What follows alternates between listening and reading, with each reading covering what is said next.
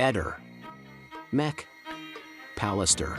Adesso vi faccio vedere le scarpe di mio figlio Gioele. Guardate bene la foto. I sandali sono puliti, senza graffi e in perfette condizioni. Ora mi chiedo, ma se uno trova questi sandali ben 16 giorni dopo da quel maledetto 3 agosto, all'aperto in una campagna piena di sassi, polvere, erba alta, escrementi di animali, eccetera, eccetera. In più le scarpe sono state trovate uno vicino all'altro, ordinate, come se fossero state sistemate. Quindi la prima cosa che ti viene da pensare è che sia impossibile che dopo 16 giorni le scarpe siano così pulite. Sicuramente qualcuno l'ha messe lì, ordinate e sistemate, qualche giorno prima del ritrovamento di mio figlio Gioele. Riaprite il caso, giustizia e verità per Viviana e Gioele.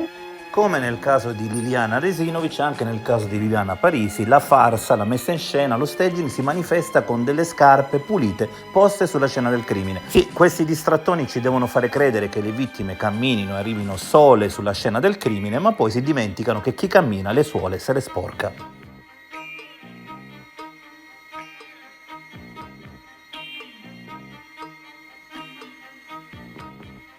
Ehi, non dimenticare di iscriverti a questo canale.